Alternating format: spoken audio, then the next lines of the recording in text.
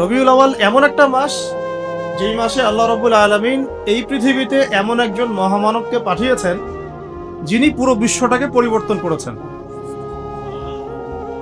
এবং যিনি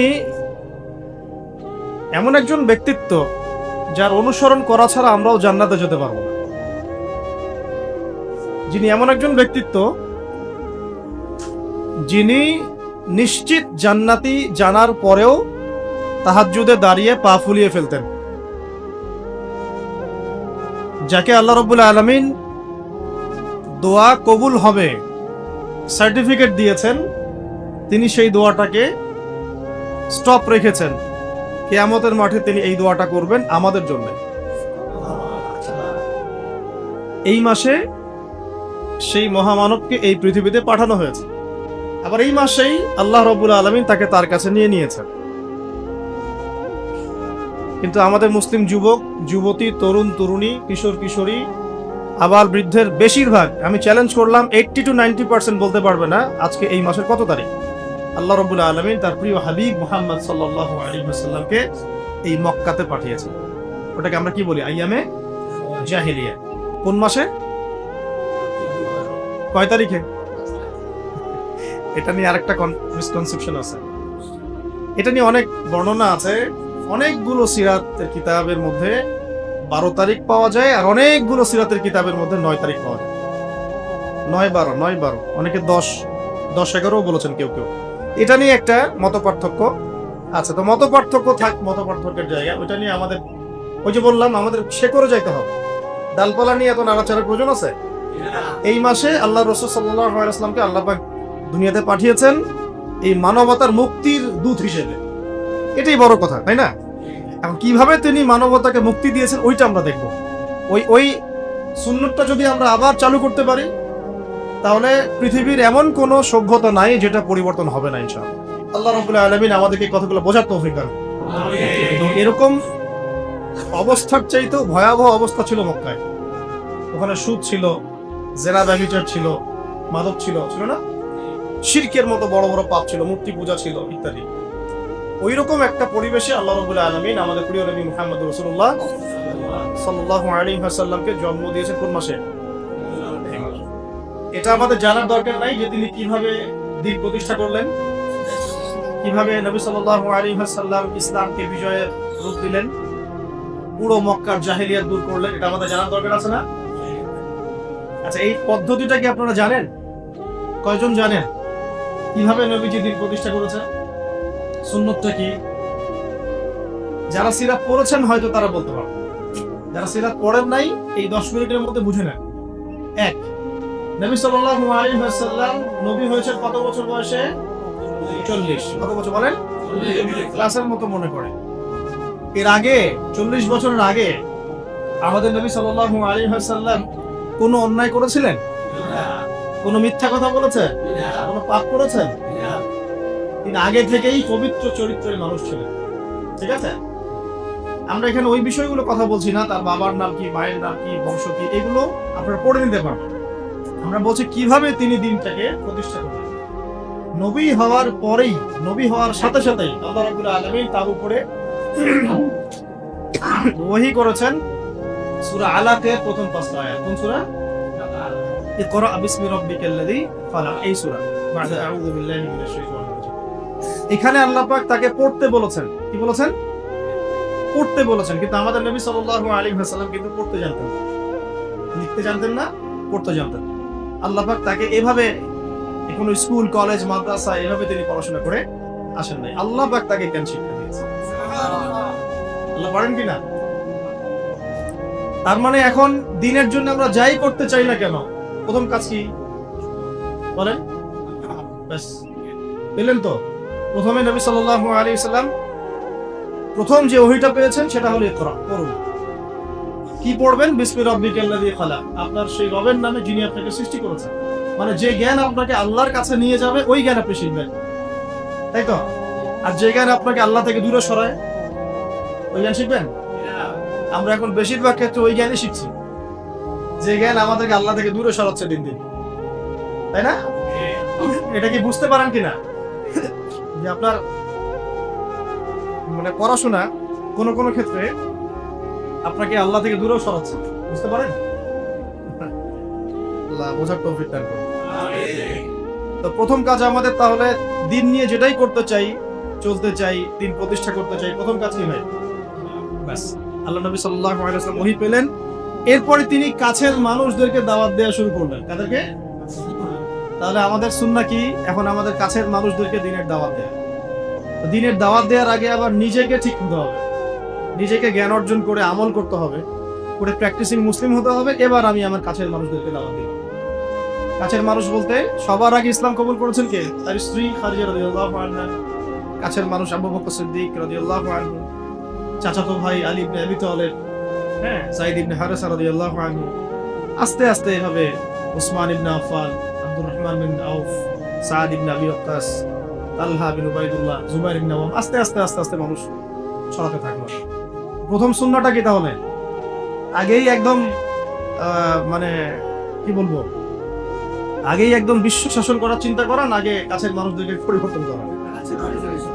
আর এই পরিবর্তন করতে গিয়ে অনেকে কথা শুনতে পারে, অনেকে কথা নাও শুনতে পারে। যারা শুনবে আলহামদুলিল্লাহ, যারা শুনবে না তাদের কোনো সমস্যা নেই। নবী সাল্লাল্লাহু আলাইহি ওয়াসাল্লামের অনেক চাচা ছিলেন, প্রায় 7 থেকে 9 জন। সবাই, কেউ কি ইসলাম কবুল করেছে? মানে সবাই কি ইসলাম কবুল করেছে? পরের দিকে আব্বাস রাদিয়াল্লাহু আনহু ইসলাম কবুল করেছে। কিন্তু এই যে আবু জাহেলের নাম শুনেছেন, আবু লাহাবের নাম শুনেছেন, তারা কি সম্পর্কে নবী সাল্লাল্লাহু আলাইহি ওয়াসাল্লাম কি হতেন? তার মানে দাওয়াত দিলে কাছের সব মানুষ ইসলাম কবুল করবে বা দাওয়াত গ্রহণ করবে জরুরি না, নাও করতে পারে, বরং শত্রুতাও করতে পারে, তাই তো? কিন্তু আমাদের শুরুটা হবে এভাবে। তারপরে এরপরে নবী সাল্লাল্লাহু আলাইহি ওয়াসাল্লামকে আল্লাহ পাক ওহী করলেন সূরা শুআরার মধ্যে আছে, ওয়ানজির আশিরাতাকাল আকরাবিন। এবার তোমার বংশের আত্মীয়-স্বজনকে দাওয়াত দাও। বংশ আছে না আমাদের শহরে? বংশের আত্মীয়-স্বজন সবাইকে নবী সাল্লাল্লাহু আলাইহি ওয়াসাল্লাম সাফা পাহাড়ের নিচে ডেকেছেন। কোন পাহাড়? সাফা মারওয়া দেখেছেন কিনা? যারা গিয়েছেন দেখেছেন হয়তো। সাফা তো আর আগের মতো নাই, এটা এখন গ্লাস দিয়ে বন্ধ করা আছে। তো সাফা পাহাড়ের পাদদেশে নবী সাল্লাল্লাহু আলাইহি ওয়াসাল্লাম এই ইয়া মা'আশারাল কুরাইশ সবাইকে ডেকেছেন। ডেকে বলেছেন, আমি যদি তোমাদেরকে বলি এই পাহাড়ের পিছনে সেনাবাহিনী আছে, তোমাদেরকে আক্রমণ করবে, তোমরা কি বিশ্বাস করবে আমার কথা? সবাই বলছে হ্যাঁ করবো, কেন করবো না? তুমি হচ্ছে আল আমিন, সত্যবাদী, তুমি সবসময় সত্য কথা বলো, তোমার কথা কেন বিশ্বাস করবো না? তখন তিনি বললেন যে তোমরা কুলু লা ইলাহা ইল্লাল্লাহ তুফলিহুন, তোমরা সবাই বলো যে আল্লাহ ছাড়া প্রকৃত কোনো মাবুদ নাই, তাহলে সফল হয়ে যাবে। ব্যাস, এই বলার সাথে সাথেই নবী সাল্লাল্লাহু আলাইহি ওয়াসাল্লামকে পাথর মারা শুরু। আবু লাহাব কে মেরেছে প্রথম? ওই জন্যই তো সূরা নাযিল হলো, তাব্বাত ইয়াদা আবি লাহাব। ব্যাস, এই হলো শুরু। তারপরে নবী সাল্লাল্লাহু আলাইহি ওয়াসাল্লাম নবুয়তের বয়স কত? 23 বছর। কত বছর? এই 23 বছরের মধ্যে মক্কায় ছিলেন কত বছর বলেন? 13 বছর। আর মদিনায় 10। এই প্রথম 13 বছর মক্কায় ছিলেন। প্রথম 13 বছরের প্রথম 3 বছর তিনি এইভাবে গোপনে দাওয়াত দিয়েছেন। কত বছর? আমরা তো 3 দিন দাওয়াত দিয়ে হাফসায় যাই, তাই না? প্রথম 3 বছর আল্লাহর নবী গোপনে দাওয়াত দিয়েছেন, গোপনে গোপনে, individually, man to man, door to door. তারপরে তিনি প্রকাশ্যে দাওয়াত দেওয়া শুরু করলেন। আর যখনই প্রকাশ্যে দাওয়াত দেওয়া শুরু করলেন, ব্যাস তখনই তার উপরে অমানবিক সব নির্যাতন নেমে আসে। আমরা উমরা সফরে একবার মক্কায়, একবার মদিনায়, 2 বার আমরা জামাত আগে যেতে পারি নাই, কাতারের সামনে যেতে পারি নাই। তো তাপমাত্রা দেখলাম সেদিন প্রায় 44 ডিগ্রি তাপমাত্রা, 44 কি 42 ডিগ্রি তাপমাত্রা, প্রচন্ড গরম। তো বাধ্য হয়ে একদিন মক্কায় আমাদেরকে রাস্তায় নামাজ পড়তে হয়েছে। রাস্তা মানে হারামের মধ্যেই, যারা হজ উমরা করেছেন তারা তো জানে, হারামের সাথেই রাস্তায়। ওটা ওখানকার একটা কমন বিষয়, নামাজের আজান হয়ে গেলে মানুষ দাঁড়িয়ে যায় ওখানে, রাস্তায় দাঁড়িয়ে, হারামের মধ্যে। মদিনাতেও একই অবস্থা।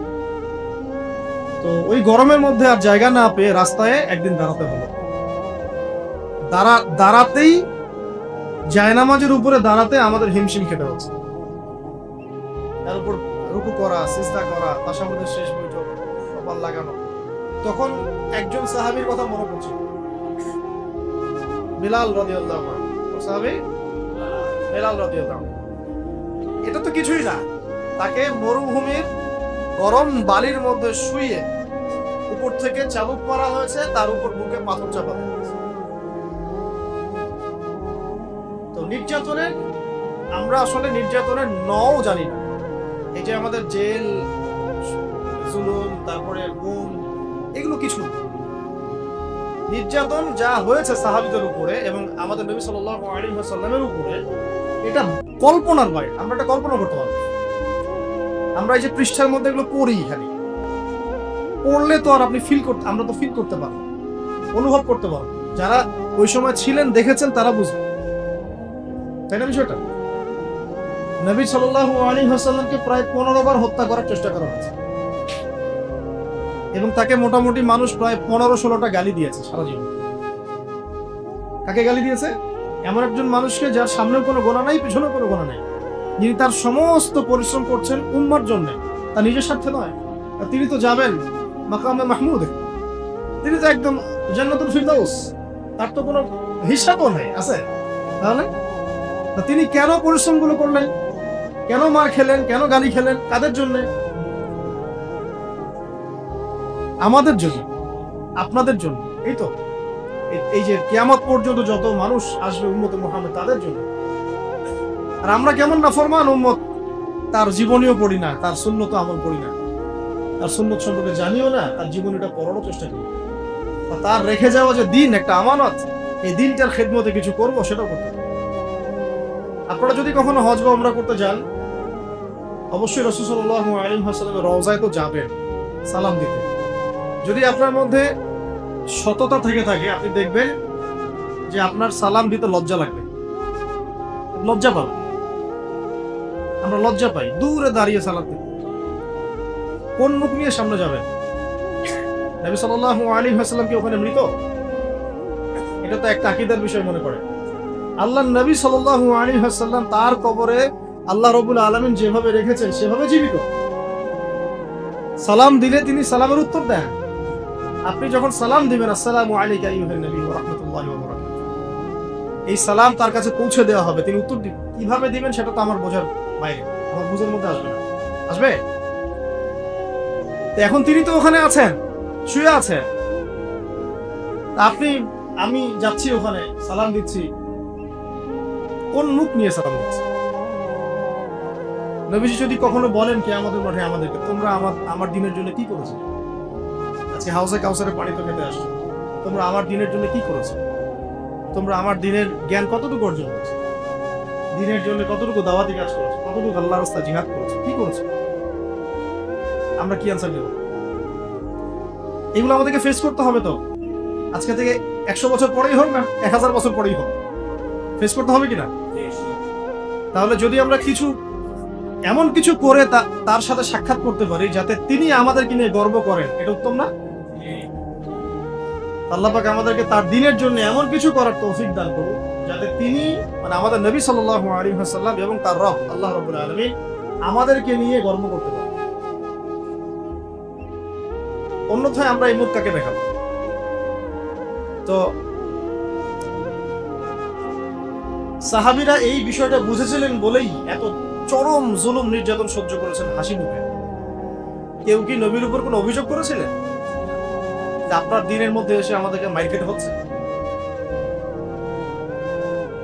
আর আমরা যখন দাওয়াতি কাজ করি, সামান্য একটু বিপদ আসলেই মানুষ যে রিঅ্যাক্ট করে, ভাই ঠিক আছে, এর আগে দাওয়াতি সফরে গেছে, আর যাওয়ার দরকার নেই, মানে সরাসরি তো বলতে পারে না, ঘুরাই ফিরে ফোনও রিসিভ করে না। কেউ যদি আল্লাহ রাস্তায় দাওয়াতের কাজ, দিন প্রতিষ্ঠার কাজ করতে যায়, তার উপর বিপদ আপদ আসে, বিপদ আপদ আসার আগ পর্যন্ত পিছনে থাকে, বিপদ আপদ আসলে আর পিছনে কাউকে পাওয়া যায়। এমন অনেক ওলামায়ে কেরাম বলেছেন যে আমরা জেলখানায় ছিলাম, আমাদেরকে দেখতে পানি পর্যন্ত দিতে যায় না, অথচ যখন আমরা বয়ান করতাম আমাদের বয়ানের সাথে সাথে বলতো ঠিক। বুঝতে পারছেন বাংলাদেশের অবস্থা? এই জন্যই বললাম যে এই জিনিসগুলো যদি সংশোধিত না হয়, বৃহৎ পরিসরে দিনের বিষয়টা সম্ভব না। কি স্বার্থে সাহাবীরা এই ত্যাগটা স্বীকার করেছেন? জান্নাতের সাথে। আমরা নবী সাল্লাল্লাহু আলাইহি ওয়াসাল্লামের সাথে আছি কেন? আল্লাহর জন্য তাকে মহব্বত করি, আল্লাহর জন্য তার সাথে আছি। এবং অবর্ণনীয় নির্যাতন, মানে নির্যাতনের কথাগুলো বললে এখানেই আর কি অনেক সময় চলে যাবে।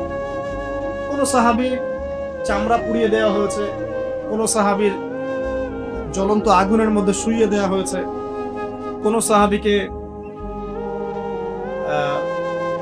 পৈতৃক সম্পত্তি থেকে বঞ্চিত করা হয়েছে, কোন সাহাবীকে ঘরের মধ্যে বন্দী করে রাখা হয়েছে, কোন সাহাবীকে শুল দণ্ড দিয়ে হত্যা করা হয়েছে।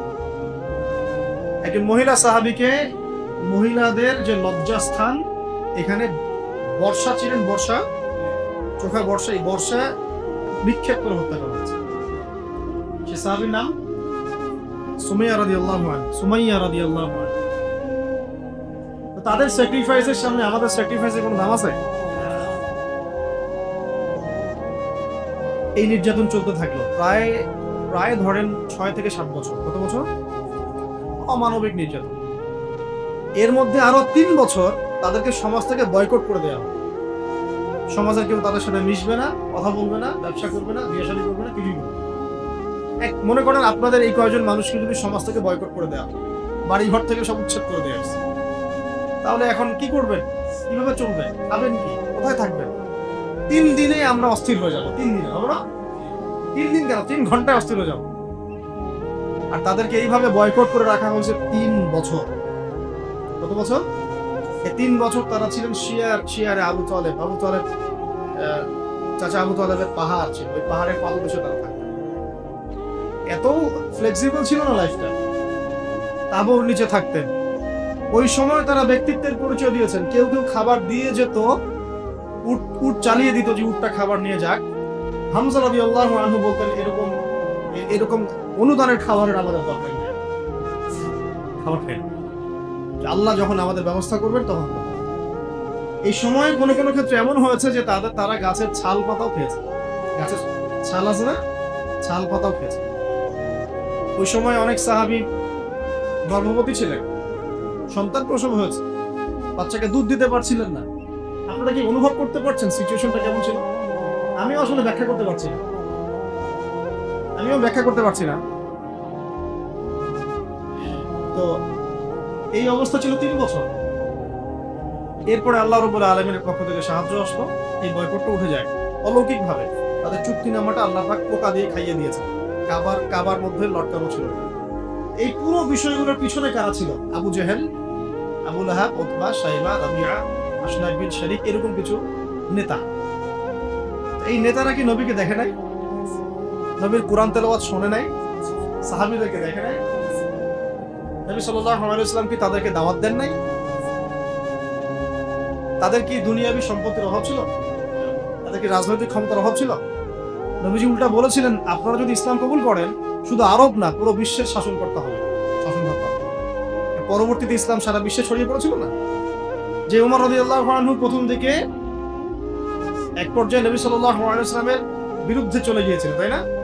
একটা বর্ণনা আছে না যে তাকে হত্যা করার জন্য খোলা তরবারি হাতে গিয়েছিলেন। ওই উমর রাদিয়াল্লাহু আনহু যখন ইসলাম কবুল করলেন, আল্লাহ পাক তাকে খলিফা বানিয়ে দেন নাই?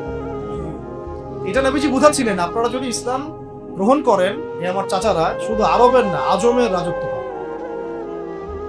শুধু লা ইলাহা ইল্লাল্লাহ সাক্ষী দেন, ব্যাস। তারা এটা কেন করলো না? কারণ এটা করলেই তাদের দুনিয়াবি স্বার্থ নষ্ট হয়ে যাবে। তাদের এই মূর্তি কেন্দ্রিক ব্যবসা, তাদের পলিটিক্যাল ক্ষমতা, নবীর আনুগত্য করতে হবে। হ্যাঁ, তখন সবাই ধনী গরিব সমান হয়ে যাবে, মানুষের কোনো ভেদাভেদ থাকবে না। ঠিক আছে? ওদের মন গড়া অর্থনীতি চলবে না, ওদের মন গড়া সংস্কৃতি চলবে না। এক কথায় কোরআন এবং সুন্নাহর সামনে আত্মসমর্পণ করতে হবে। ব্যাস, এই কারণেই তো তারা করলো না। এখনো সারা বিশ্বে যারা করছে না, এইগুলো কারণ না? এছাড়া কোনো কারণ আছে? এইগুলোই কারণ। বুঝবেন, সিরাত শুধু পড়বেন না, সিরাতটাকে এই বর্তমান প্রেক্ষাপটের সাথে মেলাবেন। এখন সিরাত থেকে কিভাবে শিক্ষা নিতে হবে, এখন সিরাত থেকে আমরা কোন শিক্ষাটা নেব, কিভাবে নেব? এখন তো সেই উটের যুগ নাই, এখন আপনি এয়ারক্রাফটে চলছে। ঠিক আছে? এখন তো সেই আপনার ঘোড়ায় আপনি চড়ছেন না, আপনি বাস ট্রাকে চড়ছেন, ইত্যাদি গাড়ি চড়ছেন। কিন্তু দেখবেন পলিসিগুলো কিন্তু চেঞ্জ হয়নি। প্রযুক্তি পরিবর্তন হয়েছে, কিন্তু নীতি নৈতিকতা, পলিসিগুলো কিন্তু চেঞ্জ হয়। একই বিষয় ঘুরে ঘুরে আসবে, কিন্তু শুধু প্রযুক্তিগত পার্থক্য। যে দোয়া আপনি পড়তেন ওই সময়, ওই যুগে সাহাবীরা ঘোড়ায় উঠে বা গাধার পিঠে উঠে বা বাহনের পিঠে উঠে, ওই একই দোয়া আপনি পড়ছেন এখন প্রাইভেট কারে উঠে। মানে আপনার, যেটা আমি বোঝাতে চাচ্ছি যে পলিসি কিন্তু চেঞ্জ হয় নাই, চেঞ্জ হয়েছে কি প্রযুক্তি, অবস্থান, সময়, এত। তাহলে সিরাতের শিক্ষা কি ওই যুগে চলবে, এই যুগে চলবে না? তাহলে ওই যুগে যেভাবে সিরাত থেকে দিন প্রতিষ্ঠা হয়েছে, এই যুগেও ওইভাবেই হবে, কিন্তু হয়তো প্রযুক্তিগত কিছু পার্থক্য থাকবে, পদ্ধতিগত কিছু পার্থক্য থাকবে, সুন্নাহ থাকবে একই, তাই না? সুন্নাহ প্রথম শিখলাম কি, একটু মনে করা দিই, আগে ইলম অর্জন, আগে কি কোন কিসের ইলম? যে ইলম আপনাকে আল্লাহর দিকে নিয়ে যাবে, কোরআন হাদিস ইসলামের মৌলিক জ্ঞান। এরপরে আপনি যে কোনো জেনারেল শিক্ষাও শিক্ষিত হতে পারেন, কোনো সমস্যা নেই। যে জ্ঞান আপনাকে উপকৃত করবে ব্যাস, এবং আল্লাহর দিকে নিয়ে যাবে। তারপরে ইলম অনুযায়ী আমল, রিজিকটা হালাল হতে হবে, এবং তারপরে শুরু করবো দাওয়াতি কাজ। কোথা থেকে? আগে নিজের মানুষ, কাছের মানুষ, তারপরে আস্তে আস্তে আমার আত্মীয় স্বজন, আমার বন্ধু বান্ধব, পাড়া প্রতিবেশী, এই তো। এরপরে আল্লাহ পাক যাকে যত বড় ক্ষমতা দিবেন, যত বড় মাকাম দিবেন, সে তত বড় জায়গা থেকে দিনের জন্য দাওয়াতি কাজ। আর আল্লাহ পাক তো একজনকে হঠাৎ করে উপরের মাকাম দেন না, আস্তে আস্তে আস্তে আস্তে আল্লাহ পাক নিয়ে যায়, তাই না? এই তো। এখন এবার আসেন, যখন দাওয়াতের কাজ করবেন তখন নির্যাতন আসবে কিনা? কি শিখলেন সুন্নাত থেকে? সাহাবীদের উপর এসে থাকলে আপনার আমার উপরেও আসবে। যদি না আসে, যদি কোনো রকমের কটাক্ষ, অপবাদ, গীবত, তহমত, সমালোচনা, জেল, গুম, হাবি-জাবি, শারীরিক নির্যাতন, মানসিক নির্যাতন, এগুলো যদি কোনোটাই না আসে, বুঝে নেবেন এটা কোনো দাওয়াতই না, এটা কোনো দাওয়াতই না, এটা একটা গোলালু মার্কা দাওয়াত। সব তরকারিতেই চলে, গরুর গোশতেও গোলালু, এমনি সবজিতেও গোলালু। ওটা এমন দাওয়াত যে দাওয়াতটা সুরসুরি মার্কা দাওয়াত। আমার বক্তব্য মানে এড়িয়ে যাবো, আমি বিপদ এড়িয়ে যেতে চাই, আমি দাওয়াতের কাজ করতে চাই, কিন্তু বাবা আমার গায়ে আবার যেন কোনো কাদা না লাগে, খুব সতর্ক। এইসব দাওয়াত নবী সাল্লাল্লাহু আলাইহি ওয়াসাল্লামের শিক্ষা। যখন হকপন্থী মানুষ কথাও বলবে বা কলমও ধরবে, তখন বিভিন্ন রকম কথাবার্তা আসবে সমাজে। এমন হতে পারে সবাই মিলে তাকে আক্রমণ করা শুরু করছে, এমন হতে পারে। বিচক্ষণ জ্ঞানী মানুষরা এখান থেকেই বুঝে নেবে যে আল্লাহ পাক হয়তো সেই ব্যক্তিকে কবুল করেছে বলেই এটা হচ্ছে, হয়তো বা, আল্লাহ ভালো জানে। আর যদি দেখা যায় ইসলামিক দাওয়াতি কাজ করছেন, রেভলিউশন মুভমেন্ট, অনেক বড় বড় কথা বলছেন, কোনো রকমের না কোনো বিপদ আপদ, না বালা মুসিবত, না কোনো গালি, না কোনো বিপদ, কিছুই নাই, বুঝতে হবে যেখানে ভাই দাল মে কুছ কালা হয়, অথবা ইহা পে পুরি দাল হি কালা। তো তাই বলে আবার এমন কিছু বলছি না যে নিজের ঘাড়ে বিপদ ডেকে নিয়ে আসবেন, এটাও ইসলামের সুন্নাত নয়। উদউ ইলা সাবিলি রাব্বিকা বিল হিকমা, আল্লাহ রাব্বুল আলামিনের পথে মানুষকে প্রজ্ঞার সাথে ডাক। প্রজ্ঞাটা কি? প্রজ্ঞা মানে কি কাপুরুষতা? মানে কোনটা প্রজ্ঞা, কোনটা কাপুরুষতা, এটাও বুঝতে হবে। এখন দাওয়াতের অঙ্গনে নেমে আমি বুঝেছি যে বহু মানুষ এই হিকমা শব্দের দোহাই দিয়ে কাপুরুষ হয়ে গেছে। হিকমার দোহাই দিচ্ছে, এদিকে সে কাপুরুষতাকে লুকাতে চাচ্ছে, সে নিজের কাপুরুষতাকে হিকমা শব্দের আড়ালে লুকাতে চাচ্ছে। আমরা সত্য মিথ্যা খোলামেলা বলবো, আমাদের বলা পর্যন্তই তো দায়িত্ব। এখন আপনার আমার হাতে তো কোনো পাওয়ার নাই যে আপনি ইম্পোজ করবেন কিছু। এখন আপনি অন্যায় দেখলে মুখ দিয়ে প্রতিবাদ করতে পারবেন, আর সেটাও না পারলে অন্তর দিয়ে ঘৃণা করতে পারবেন, কিন্তু অন্যায় দেখলে আপনি এখন হাত দিয়ে পিটাতে পারবেন না। আপনাকে পিটানোর এখন অথরিটি দেওয়া হয় না, দেওয়া হয়েছে। যাদের সে অথরিটি আছে তারা যদি না পিটায় তারা গুনাহগার হবে, হবে কি না? যাদের এই অধিকার অথরিটি আল্লাহ পাক দিয়েছেন তারা যদি ওই হাত দিয়ে প্রতিবাদ না করে তারা গুনাহগার হবে। কারণ আমার হাতে হাতের ক্ষমতা নাই, মুখের ক্ষমতা আছে, এটা আছে তো অ্যাটলিস্ট। বাস আপনি মুখ দিয়ে হকটাকে স্পষ্ট করুন, এটা আমাদের দায়িত্ব। সিরাত থেকে শিখলাম। তখন কি হবে? নির্যাতন আসবে, শিয়ারে আবু তালেবের মতো অবস্থাও হতে পারে। এবার কি, একটু ধৈর্য ধরেন, এখান থেকে শেষ করে দেব। এবার দেখেন কিভাবে টেবিল ঘুরে যাচ্ছে। এই চরম নির্যাতন, নিপীড়ন, খাবারের কষ্ট, শারীরিক কষ্ট, মানসিক কষ্ট, এর মধ্যে আবার আল্লাহ নবী সাল্লাল্লাহু আলাইহি ওয়াসাল্লামের যে মক্কার শেল্টার চাচা আবু তালেব, তিনিও ইন্তেকাল করেন। আবু তালেব তিনিও ইন্তেকাল করেন। এই চাচা ইসলামের জন্য যা করেছেন আমরা সারা জীবনে এখন করতে পারিনি। বিশ্বাস করছেন না? চাচা আবু তালেব ইসলামের জন্য যা করেছেন আমরাও এখন সেটা করতে পারি না। তিনি শুধু কালিমাটা পড়েন নাই, তাহলে কালিমার মূল্য বুঝি আমরা একটু। আল্লাহ পাক যে আমাদেরকে কালিমা পড়ার তৌফিক দিয়েছেন, আমরা কত সৌভাগ্যবান, আল্লাহ আমাদেরকে কত মহব্বত করেন সেটা একটু বোঝার চেষ্টা করুন। একজন ব্যক্তি নবী সাল্লাল্লাহু আলাইহি ওয়াসাল্লামকে খাবার, বাসস্থান, আপনার সামাজিক সাপোর্ট, অর্থনৈতিক সাপোর্ট সব দিয়েছে। এবং বাবা ইন্তেকাল করার পরে, মা ইন্তেকাল করার পর, দাদা ইন্তেকাল করার পর তিনি তাকে মানুষ করেছেন। প্রায় কত বছর, প্রায় 30-40 বছর আল্লাহ নবী তার আন্ডারেই ছিলেন। সেই মানুষটা কালিমা পড়তে পারে, সেই মানুষটা ইন্তেকাল করলেন ওই বছরেই, তার মাত্র 6 মাসের মধ্যেই। কোনো বর্ণনা আসছে 7 দিন, আর কোনো জায়গায় আসছে 6 মাস। তার মধ্যে নবী সাল্লাল্লাহু আলাইহি ওয়াসাল্লামের প্রিয়তম স্ত্রী কে, খাদিজা রাদিয়াল্লাহু আনহা, তিনিও ইন্তেকাল করেন। সিচুয়েশনটা বুঝতে পারছেন কত খারাপ? নবী সাল্লাল্লাহু আলাইহি ওয়াসাল্লাম প্রচুর, এই বছরটাকে বলা হয় আমুল হুজন। কি বলা হয়? বলেন আমুল হুজন, মানে কষ্টের বছর, কষ্টের উপর কষ্ট, কষ্টের উপর কষ্ট। এখন আল্লাহ পাক তো দেখছেন তার হাবিব কষ্ট পেয়েছেন, পাচ্ছেন কিনা? আল্লাহ পাক তাকে এখন খুশি করাতে চাইলেন। এই খুশি করানোর জন্য আল্লাহ রাব্বুল আলামিন তাকে এই মাটি থেকে সরাসরি আরশ পর্যন্ত নিয়ে গেলেন। এই মিরাজের ঘটনা ঘটে, মিরাজের ঘটনায় গিয়ে নবী সাল্লাল্লাহু আলাইহি ওয়াসাল্লাম এত যে অলৌকিকত্ব দেখলেন, জান্নাত, জাহান্নাম, আল্লাহ পাকের সাথে কথা বলা, ওহী প্রাপ্ত হওয়া, বারজাখে কার কি শাস্তি হচ্ছে দেখছেন, জেরুজালেমে ওখানে গিয়ে নামাজ পড়লেন, নবীদেরকে নিয়ে নামাজ পড়লেন। তো এটাতে তিনি তার যে ব্যথা, শোক, এগুলো ভুলে গেলেন। স্বাভাবিক তো, যদি কোনো ব্যক্তি আল্লাহ পাকের সাথে কথা বলার সৌভাগ্য লাভ করে, তার মনের মধ্যে আর কোনো কষ্ট থাকবে কখনো? সব কিছু ভুলে গেলেন নবী সাল্লাল্লাহু আলাইহি ওয়াসাল্লাম এই মিরাজের আলোচনা, মিরাজের সময় হবে ইনশাআল্লাহ।